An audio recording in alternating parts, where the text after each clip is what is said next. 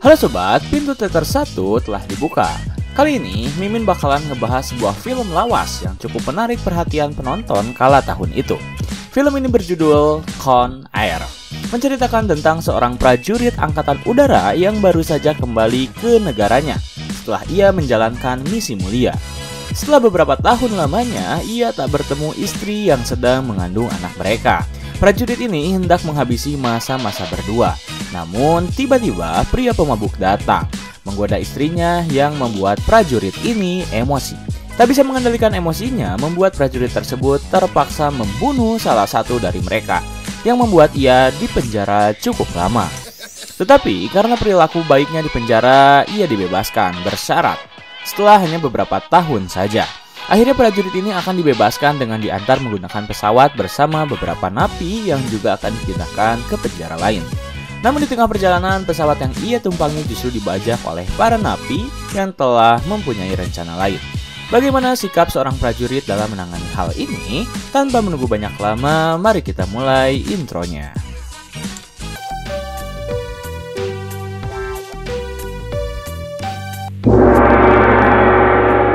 Scene diawali oleh seorang pria bernama Cameron Paul yang baru saja turun dari kapal yang mengangkutnya. Sesaat ia turun dari kapal, ia langsung bertemu dengan istrinya yang bernama Tricia. Mereka menghabisi waktu berdua dengan berdansa diiringi oleh musik. Namun, tiba-tiba seorang pria menyuruh Paul untuk membeli minuman agar ia bisa berdansa bersama Tricia. Ia tak tahu jika Paul adalah suami dari Tricia. Merasa tak terima, Paul berusaha untuk melawannya, tetapi Tricia menahan Paul agar tak melawan dia. Akhirnya dansa dilanjutkan. Selesai pesta selesai, mereka berdua hendak kembali ke rumah. Tetapi lagi-lagi, pria yang menggoda istrinya berusaha untuk membuat Paul emosi. Kali ini, emosi Paul tak tertahankan. Ia langsung mengajak mereka bertiga untuk bertengkar dan akhirnya Paul tak sengaja membunuh salah satu dari mereka.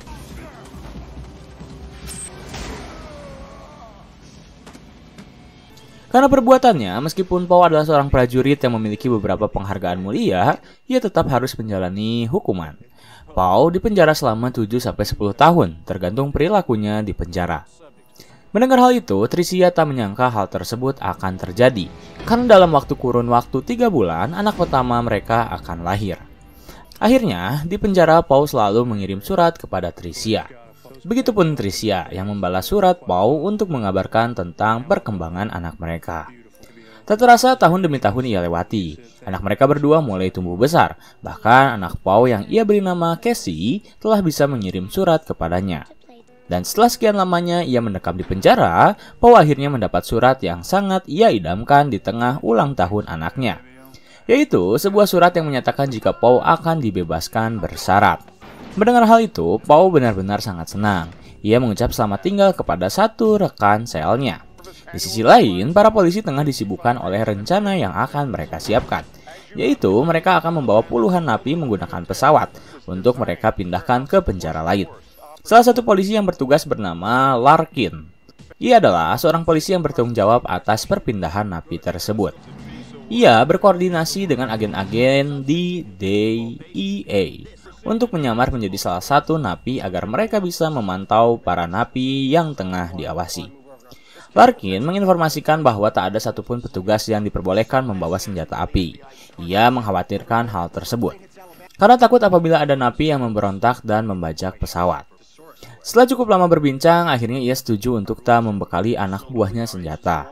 Akhirnya rencana selesai, puluhan napi telah dipersiapkan termasuk Paul. Sebelum memasuki pesawat, mereka masing-masing diperiksa terlebih dahulu agar tak ada napi yang membawa senjata apapun ke dalam pesawat. Setelah semuanya selesai, satu persatu napi dimasukkan ke dalam pesawat. Di dalam pesawat terdapat berbagai macam napi, dan ada 3 napi yang dibedakan dari napi yang lain. Ketiga napi tersebut bernama Diamond Dog, seorang aktivis ras kulit hitam yang mengebom gedung konferensi demi mengangkat agar rasnya tak mendapat perlakuan rasis. Yang kedua adalah Billy Bedlam, seorang pria yang telah membunuh 8 orang secara mengerikan.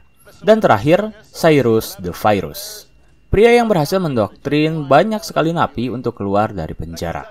Ia telah membunuh banyak sekali orang, keluar dari penjara sebanyak 2 kali, dan banyak hal kriminal lain yang ia lakukan. Lanjut, Semua napi diminta untuk tetap diam selama perjalanan berlangsung. Dan setelah semua koordinasi selesai, pesawat pun terbang.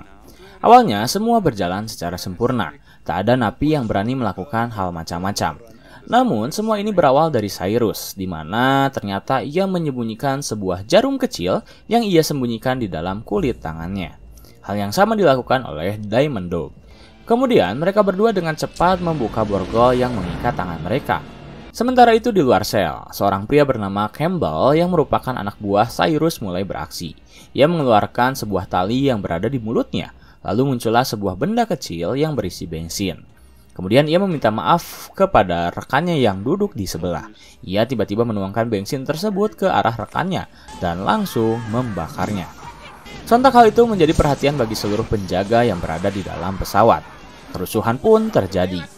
Para napi banyak yang mulai memberontak, termasuk Diamond Dog dan Cyrus. Mereka langsung keluar dari sel dan mulai mengambil alih kendali pesawat. Cyrus bahkan menembak co-pilot dari pesawat tersebut agar para penjaga yang sedang berusaha memberontak untuk tak melawan mereka. Akhirnya pesawat berhasil dibajak dan kini mereka mulai merencanakan rencana mereka. Setelah berhasil membajak pesawat, Cyrus langsung menyuruh pilot pesawat agar memberitahu para polisi jika semuanya baik-baik saja. Larkin yang bertanggung jawab atas perpindahan para napi itu terus berkomunikasi dengan pilot agar mereka tahu di mana keberadaan pesawat terkini. Di situasi pesawat, Cyrus kini telah menjelma menjadi sang penguasa. Ia menyuruh anak buahnya Diamond Dog dan Pinball untuk menjalankan tugas mereka masing-masing. Namun saat Pinball hendak membebaskan seluruh napi, salah satu agen DEA yang sedang menyamar mulai memberontak. Ia menyuruh Cyrus untuk menyerah dan mengakhiri ini semua. Melihat kejadian tersebut, Paul memperingatinya untuk menyerah. Karena bagaimanapun juga ia kalah jumlah dengan Cyrus. Dan benar saja, agen DEA tersebut harus tewas setelah Cyrus berhasil menembaknya. Setelah berhasil menyelesaikan satu masalah, kini Cyrus harus mengurus masalah lain ketika mereka harus menurunkan 6 orang napi berkulit putih di tempat perhentian selanjutnya. Masalahnya, 3 napi berkulit putih yang harusnya diturunkan tewas dalam insiden kerusuhan yang baru saja terjadi. Akhirnya Cyrus mengirim beberapa napi berkulit putih untuk dijadikan sebagai tumbal. Salah satunya adalah Poe. Awalnya Poe menerima, namun ia tiba-tiba berubah pikiran dan memberitahu jika ia masih memiliki hukuman penjara selama 15 tahun. Karena tak ingin rencananya terbongkar, Cyrus pun mengganti Poe dengan yang lain. Sementara itu, Poe langsung membuat sebuah rencana terbaru. Ia membuka baju milik agen DEA dan di sana ia menemukan sebuah alat perekam. Poe membuka bajunya, mengambil rekamannya lalu memasukkan rekaman tersebut ke baju salah satu napi yang hendak diturunkan. Di tengah badai, Cyrus yang menyamar menjadi salah satu penjaga langsung bertemu dengan perwakilan penjara. Di sana mereka mengeluarkan napi-napi yang harus mereka kirimkan. Begitu juga dengan penjara yang mengirimkan napi mereka. Cyrus mendapat amunisi baru. Pasalnya salah satu napi yang baru saja dinaikkan bisa mengendarai pesawat. Ia langsung mengambil alat pelacak pesawat dan menyuruh Pinball untuk segera membuangnya. Pinball pun langsung dengan cepat keluar dari pesawat, menyimpan alat pelacak tersebut di dalam pesawat lain. Setelah ia menyimpan alat tersebut, Pinball justru bertemu dengan seorang wanita yang memikatnya.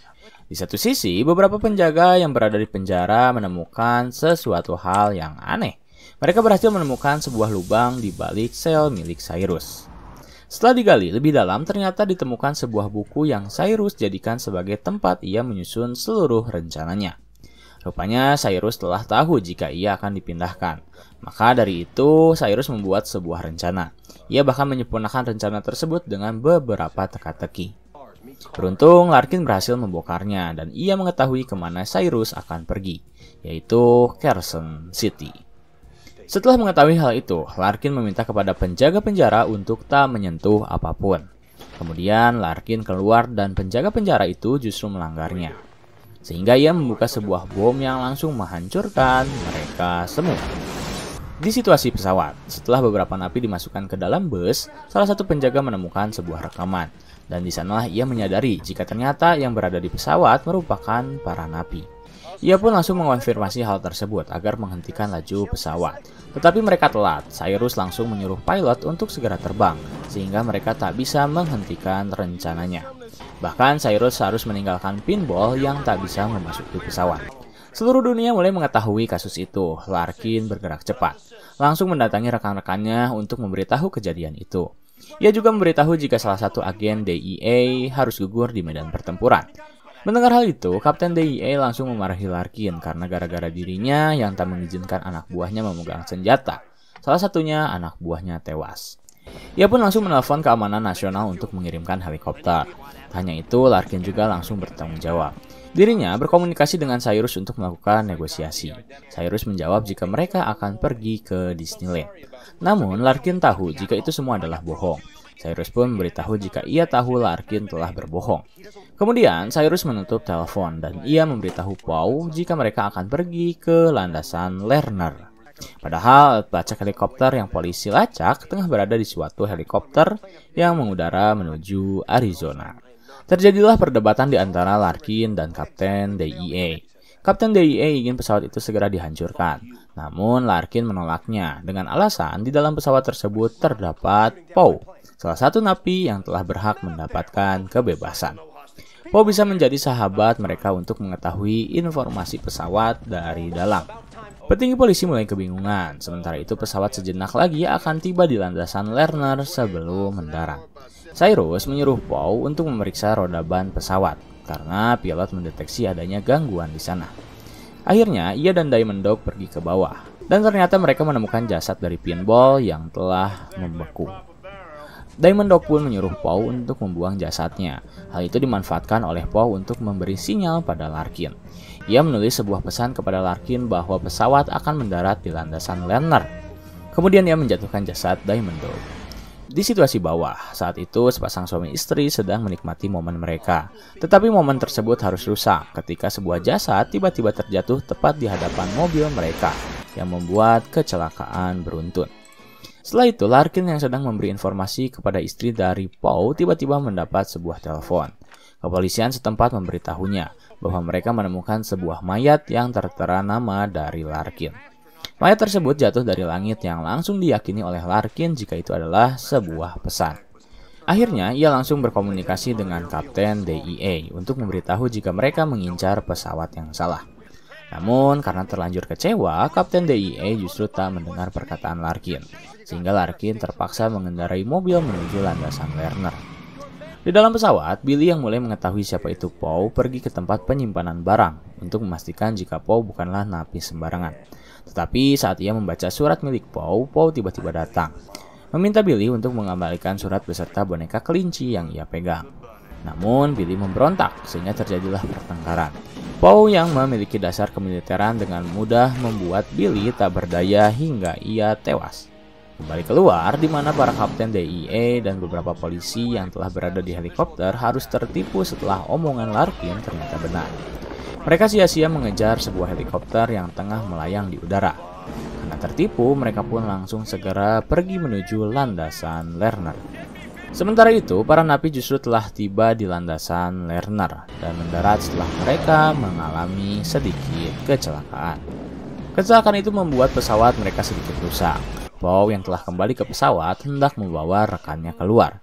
Namun salah satu polisi yang bernama Bishop memberitahu jika rekan Poe tak bisa dibawa keluar. Dia justru akan membuatnya kedinginan di sana. Akhirnya Poe keluar sendiri, berusaha mencari suntikan yang bisa membuat rekannya kembali normal. Larkin yang bertugas sendiri berusaha untuk menggagalkan seluruh rencana Cyrus dan kawan-kawan. Saat itu Cyrus menyuruh Diamond Dog untuk membunuh seluruh polisi yang mereka sandra. Namun Poe keluar menghentikan itu semua. Ia memberi alasan kepada Cyrus mengapa Diamond Dog tak boleh menembak ketiga polisi itu. Awalnya Diamond Dog tetap ingin patuh terhadap rencananya. Namun tiba-tiba Cyrus membenarkan alasan Poe. Akhirnya ketiga polisi itu selamat dan Poe langsung berusaha mencari bantuan. Saat ia menemukan sebuah hangar yang berisi beberapa tenda, ia tiba-tiba ditodong senjata oleh ketiga pria misterius. Di satu sisi, di luar hangar, para napi harus dibuat ketar-ketir ketika mereka melihat pasukan polisi mulai berusaha untuk mencari mereka semua. Poe yang dalam keadaan terdesak meminta kepada tiga pria untuk tak membunuhnya, karena jika mereka membunuhnya, maka akan ada 20 napi yang mendengar tembakan mereka. Tetapi pria itu justru mengambil alat peredam senjata. Beruntung, Poe masih bisa selamat ketika Larkin tiba-tiba datang dan membantunya. Akhirnya ia bisa membantai mereka bertiga. Dan di sana Poe mulai berbincang bersama Larkin. Larkin memberitahu jika ia telah berbicara dengan istri Poe. Mendengar hal itu, Poe meminta pada Larkin untuk memberitahu istrinya jika ia sangat mencintainya. Namun kali ini ia harus kembali ke pesawat karena harus membantu rekannya. Cyrus yang mulai panik menyuruh anak buahnya untuk segera mengeluarkan pesawat dari jebakan pasir yang menumpuk. Saat Cyrus dan kawan-kawan dilanda kepanikan, salah satu anak buahnya yang bernama Sindino justru mengambil kesempatan tersebut untuk kabur. Ia menghampiri rekannya yang telah menyiapkan sebuah helikopter. Larkin yang mengetahui hal tersebut berusaha untuk menghentikan mereka berdua. Larkin pergi ke sebuah alat pemberat. Dan saat Sindino bersama rekannya hendak menerbangkan helikopter mereka, Larkin menjatuhkan alat pemberat tersebut, sehingga mereka mengalami kecelakaan. Merasa terhianati, Cyrus tak memberi ampun kepada Sindino. Ia membakar Sindino sekaligus meledakan helikopternya. Saat itu helikopter yang Sindino kendarai menabrak sebuah toko yang dimana Poe berada di dalamnya. Poe beruntung berhasil menemukan suntikan dan langsung keluar dari toko tersebut sebelum toko yang ia tempati meledak. Karena memiliki beberapa masalah, Cyrus mulai memutuskan untuk tak melangsungkan penerbangan. Ia memilih untuk menggunakan plan B, yaitu melawan polisi. Ia menyuruh beberapa anak buahnya untuk segera berada pada posisi mereka masing-masing. Masing-masing dari anak buah Cyrus telah siap melawan pasukan polisi yang mulai mendekat. Mereka mengumpulkan gas propana yang siap untuk mereka ledakan.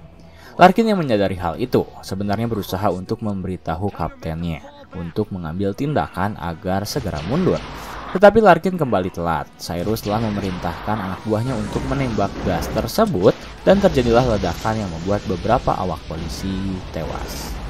Melihat kejadian itu, Larkin langsung berusaha mengaktifkan sebuah bulldozer untuk mendokrak kekuatan para polisi agar bisa menekan Cyrus dan kawan-kawan kembali ke pesawat. Di dalam pesawat, Bishop yang sedang diborgol tiba-tiba didekati oleh Johnny, seorang kriminal yang telah memperkosa sebanyak 23 kali. Saat itu sebenarnya rekan Poe ingin menolong Bishop, tetapi tubuhnya yang tak bisa bergerak membuat ia tak bisa membantunya. Dan saat Bishop hendak diperkosa, Poe tiba-tiba datang, menghajarnya berkali-kali dan langsung memborgolnya. Ia langsung menyuntikkan insulin ke tubuh rekannya, dan kini rekan Poe mulai membaik. Cyrus yang merasa kekuatan pasukannya tak dapat menahan para polisi, langsung menyuruh seluruh anak buahnya untuk kembali ke pesawat. Akhirnya Cyrus berhasil selamat dan pesawat pun langsung diterbangkan kembali. Seluruh anak buah Cyrus langsung berbahagia karena mereka bisa selamat dari pertempuran itu. Setelah semuanya selamat, Cyrus yang saat itu sedang berpesta tiba-tiba menghentikan kegiatan ketika ia mendapat laporan dari Diamond Dog. Ia memberitahu jika dirinya mendapatkan informasi bahwa ada seorang napi yang ingin merayakan ulang tahun anaknya. Juga terdapat pembunuhan terhadap Billy Bethlehem dan pengikatan terhadap Johnny. Ia lalu membawa Bishop keluar dan hendak menembaknya apabila tak ada yang mau mengakui perbuatan tersebut.